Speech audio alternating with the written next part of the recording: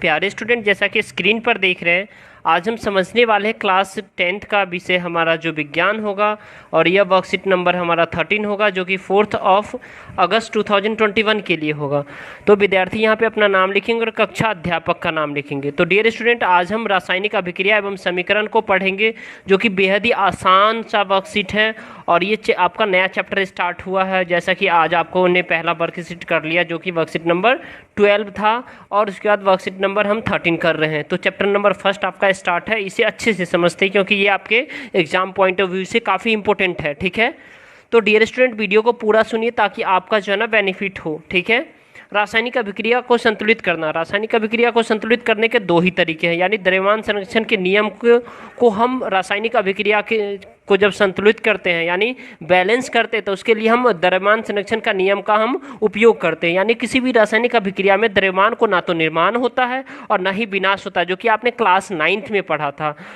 ठीक है, और रासायनिक अभिक्रिया के पहले अभिकारक एवं उसके पश्चात उत्पाद प्रत्येक तत्व के परमाणु की संख्या समान होती है, यानी दोनों साइड जो है ना परमाणु की संख्या समान होती है। जैसे कि आप देखिए, कार्बन प्लस ये O2 है। ठीक है, तो ये जब होता है तो क्या होता है डियर स्टूडेंट, ये कार्बन डाइऑक्साइड हो जाता है। ठीक है, तो यहाँ भी कार्बन 1 है, यहाँ भी कार्बन 1 है, यहाँ ऑक्सीजन 2 है, यहाँ भी ऑक्सीजन 2 है। तो ये बैलेंस है, यानी समीकरण संतुलित है। राइट, अब आपको देखना है डियर स्टूडेंट, जो चरणबद्ध संतुलित करना, यानी चरणबद्ध, यानी जो है ना इसमें हमें देखना जो स्टेप बाय स्टेप जो है ना हिट एंड ट्रायल मेथड से हम कैसे सॉल्व करते हैं। तो रासायनिक समीकरण लिखकर प्रत्येक सूत्र के चारों ओर और बॉक्स बना लीजिए, यानी कि ये आयरन है, ये वाटर है, ये फेरस ऑक्साइड सल्फेट है। ठीक है, और ये हाइड्रोजन है। ठीक है, तो ये Fe+H2O जब ये रिएक्शन करेगा, जब ये अभिक्रिया करेगा, तो Fe3O4 बनाएगा, क्योंकि डियर स्टूडेंट ये जो है ना Fe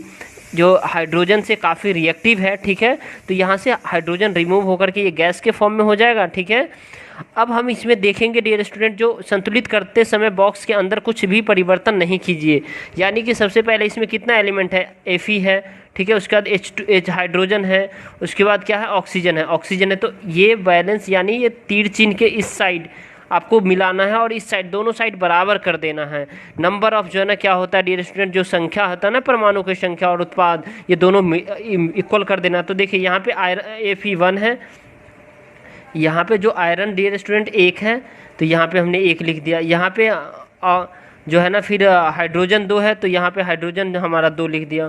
उसके बाद यहाँ पे डियर स्टूडेंट ऑक्सीजन जो है ना इस साइड जो है ना क्या, ऑक्सीजन यहाँ पे हमारा कितना है, 1 है। ठीक है, तो यहाँ पे 1 लिख दिया। लेकिन इस साइड हमारा Fe यानी आयरन 3 है, तो हमने 3 लिख दिया। ठीक है, उसके बाद डियर स्टूडेंट यहाँ पे हमने जो है ना लिखा, जो हाइड्रोजन यहाँ पे 2 है और यहाँ पे हमारा जो है ना ऑक्सीजन 4 है, तो ये दोनों बैलेंस नहीं है। ठीक है, तो हमें बैलेंस करना है। राइट, तो देखिए यहाँ पे हमें करना है बैलेंस, कैसे करना है, तो इसको हमें एक सिंपल सा ट्रिक अपनाना है डियर स्टूडेंट, जो कि बेहद ही आसान है। तो ये था अभिकारकों में परमाणु की उत्पाद में परमाणुओं की संख्या और संख्या, यानी left hand side LHS side जिसको कहते हैं, और ये है RHS साइड में दोनों साइड। तो हमें क्या करना है, इधर 3 है तो इधर भी 3 करना, इधर 2 है तो इधर, ये तो बैलेंस है, लेकिन यहाँ पे 4 करना है। तो इसको कैसे करेंगे, चलिए हम देखते हैं। स्टेप नंबर हम 3rd देखेंगे डियर स्टूडेंट, स्टेप नंबर हम 2nd देख ले। स्टेप नंबर 3rd में हम देखेंगे, चरण सबसे अधिक परमाणु वाले तत्वों को अभिकारक या उत्पादक की साइड उचित गुणांक लगाकर संतुलित करते हैं, यानी कि गुना उसे मल्टीप्लाई कर देते हैं, तो फिर वो बैलेंस हो जाता है। तो देखिए यहाँ पे जो है ना 4H2O कर देंगे, तो 8 हाइड्रोजन हो गया, और यहाँ पे हाइड्रोजन कितना है, 2 है, तो यहाँ पे भी हम क्या करेंगे, 4 कर देंगे, तो 4H2O यानी 8 हाइड्रोजन हो जाएगा। ठीक है, उसके बाद डियर स्टूडेंट जो है ना क्या है, इसमें हमारा आयरन 3 है, तो आयरन यहाँ 3 है। ठीक है, उसके बाद यहाँ पे 3 कर देंगे, तो ये आयरन यहाँ 3 हो जाएगा। उसके बाद डियर स्टूडेंट आपको यहाँ देखना है, तो ये देखिए 3Fe + 4H2O, और उसके बाद Fe3O4 और 4H2O, ये बैलेंस समीकरण हो गया। ठीक है, तो इसको हम देख लेते एक बार पढ़ करके, क्या कहते हैं, सभी तत्वों के परमाणुओं को चरण 3 की भांति संतुलित कीजिए। सभी तत्वों के परमाणु की संख्या अभिक्रिया के दोनों ओर समान होना चाहिए, यानी कि इस साइड और इस साइड दोनों ओर समान होनी चाहिए। राइट, तो अब हम देखेंगे चरण 5 में, यानी कि अभिकारक एवं उत्पादों की भौतिक अवस्था देखेंगे। तो ये 3Fe2A4H2O जो है ना, ये है Fe3O4H2O। तो ये सॉलिड है यानी ठोस है, ये L मतलब द्रव होता है, और S मतलब गैसीय होता है, और जलीय मतलब एक्वस होता है। जलीय विलयन यानी एक्वस सॉल्यूशन कहते हैं इसको, ठीक है, एक्वस विलयन कहते हैं, जलीय विलयन, राइट। अब हमें डियर स्टूडेंट स्टेप 6 देखना है। कुछ आवश्यक परिस्थितियां जैसे कि ताप, दाब या उत्प्रेरक आदि को भी तीर के निशान के ऊपर या नीचे लिखे जाते हैं। ऊपर लिख दीजिए या नीचे। और ये क्या होता है डियर स्टूडेंट, उत्प्रेरक क्या करता है, जो रासायनिक समीकरण को, जो उसके जो स्पीड है उसको बढ़ा देता है या तो घटा देता है, ठीक है। तो ये उत्प्रेरक का मेन काम हुआ, राइट। अब हम इसमें देखते हैं स्टूडेंट, हमें इसमें बेहद ही इंपॉर्टेंट क्वेश्चंस हैं, जो कि आज का वर्कशीट काफ़ी इंपॉर्टेंट है, इससे आपके एग्जाम में डेफिनेटली आने वाले हैं क्वेश्चन। तो चलिए, किस नियम का ध्यान रखकर रासायनिक समीकरण संतुलित किया जाता है, नियम को परिभाषित करना है, ठीक है। तो चलिए इसके आंसर को देख लेते हैं। देखिए डियर स्टूडेंट, किस नियम को ध्यान में रख करके रासायनिक समीकरण को परिभाषित किया जाता है। तो इसमें जो डियर स्टूडेंट आपका जो नियम है, द्रव्यमान संरक्षण के नियम को ध्यान में रखकर रासायनिक समीकरण को संतुलित किया जाता है। इसके बाद आप कहेंगे यह नियम बताता है कि रासायनिक अभिक्रिया में द्रव्यमान का न तो निर्माण होता है न ही विनाश होता है, और रासायनिक अभिक्रिया के पहले अभिकारक एवं उसके पश्चात उत्पाद प्रत्येक तत्व के परमाणु की संख्या समान होनी चाहिए, राइट। तो ये पहला का आपका आंसर हो गया। आई होप मेरे प्यारे स्टूडेंट आप अच्छे से समझ पाए हो, ठीक है। अब हम नेक्स्ट देखते हैं डियर स्टूडेंट, इसी में जो ना क्वेश्चन नंबर हमारा सेकंड है, जिसमें से हम देख रहे हैं जैसे निम्न कथनों को रासायनिक समीकरण के रूप में परिवर्तित करना है और उसको संतुलित भी करना है। तो देखिए, जिंक सिल्वर नाइट्रेट से अभिक्रिया करके सिल्वर और जिंक नाइट्रेट बनाता है। तो इसका हम आपको आंसर दिखा रहे हैं। देखिए ये रहा आपका आंसर, देखिए ये रहा आपका answer, zinc plus AgNO3, zinc nitrate silver nitrate के साथ अभिक्रिया करने के बाद ये Ag यानी सिल्वर और ZNO3 ये बनाता है, ठीक है। अब आपको जो है ना डियर स्टूडेंट देखना आगे, अब ये आपको सेकंड देखना, पोटासियम आयोडाइड लेड नाइट्रेट से अभिक्रिया करके, किससे, पोटासियम आयोडाइड जब लेड नाइट्रेट से अभिक्रिया करके पोटासियम नाइट्रेट बनाता है तो लेड आयोडाइड बनाता है।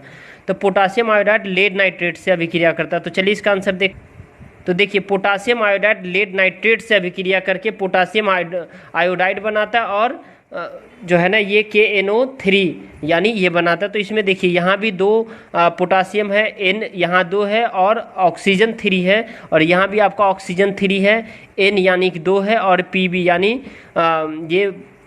ये जो PB है डियर स्टूडेंट, ये भी आपका कितना है, यहाँ पे 1 है, यहाँ पे भी 1 है, I 2 है तो 2I है, K पोटासियम 2 है तो यहाँ भी पोटासियम 2 है। तो ये बैलेंस समीकरण है, राइट। अब हम इसी का C नंबर देखेंगे। अब देखिए इसमें C नंबर है डियर स्टूडेंट, सिल्वर क्लोराइड सूर्य के प्रकाश की उपस्थिति में वियोजित होकर सिल्वर तथा क्लोरीन गैस बनाता है। कैसे, यानी सिल्वर क्लोराइड सूर्य के प्रकाश की उपस्थिति में वियोजित हो जाता है, ठीक है। तो देखिए, जब सिल्वर क्लोराइड सूर्य की प्रकाश की उपस्थिति में जब ये वियोजित हो जाता है तो Ag सॉलिड रूप में बनता है यानी ठोस रूप में, और Cl2 गैस रूप में ये टूट जाता है, ठीक है, क्योंकि इसमें उष्मा लगती है, ठीक है। अब हम फोर्थ देखेंगे इसी का।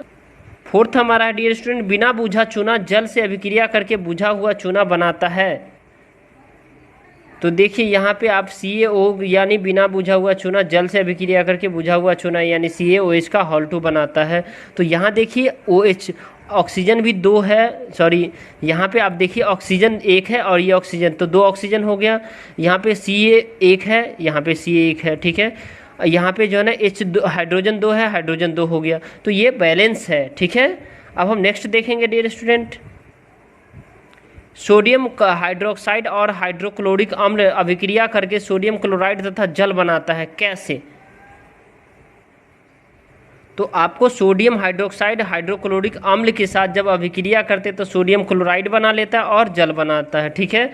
तो ये दोनों साइड, ये देखिए 2 यहाँ हाइड्रोजन है और यहाँ पे भी आपका 1 हाइड्रोजन, ये रहा 1 हाइड्रोजन, ये रहा 2 हो गया।